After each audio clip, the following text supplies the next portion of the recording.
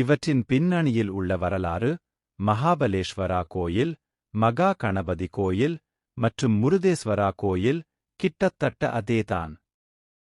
இந்தக் கோயில்களுக்குப் பின்னால் உள்ள ஒரு பிரபலமான கதையின்படி, ராவணன் ஒருமுறை கைலாசத்திலிருந்து திரும்பிய ஆத்ம லிங்கமான சிவபெருமான் தவம் செய்தபின் அவருக்கு பரிசாக அளித்தார்.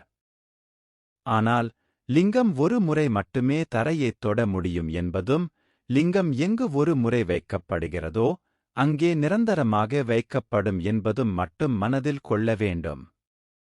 ஆத்மலிங்கத்தின் சக்தியை ராவணன் தவறாகப் பயன்படுத்துவானோ என்று எல்லா தேவர்களும் பயந்தனர். எனவே ராவணன் லிங்கத்தை தனது வீட்டிற்கு, இலங்கைக்கு எடுத்துச் செல்வதைத் தடுக்க ஏதாவது செய்யுமாறு விநாயகப் பெருமானைக் கேட்டுக் கொண்டனர். ராவணனின் கடுமையான மாலை சடங்குகளை விநாயகப் பெருமான் அறிந்திருந்தார்.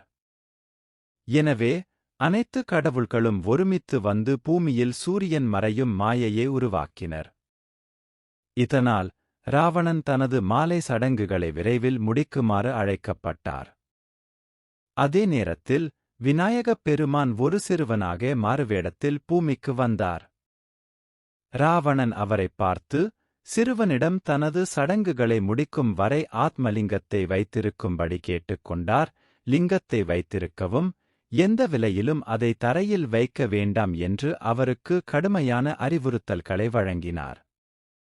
அந்த இளைஞன் ராவணனிடம் லிங்கத்தை நீண்ட நேரம் வைத்திருக்கும் சக்தி இல்லை என்றும், தன் கைகள் வலிக்கத் தொடங்கிய தருணத்தில் ராவணனை 3 முறை கூப்பிடுவேன் என்றும் கூறினான்.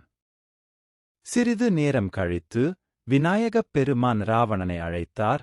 அவர் சிறுவனிடம் வருவதற்கு முன்பு விநாயகப் பெருமான் ஆத்மலிங்கத்தை தரையில் வைத்தார்.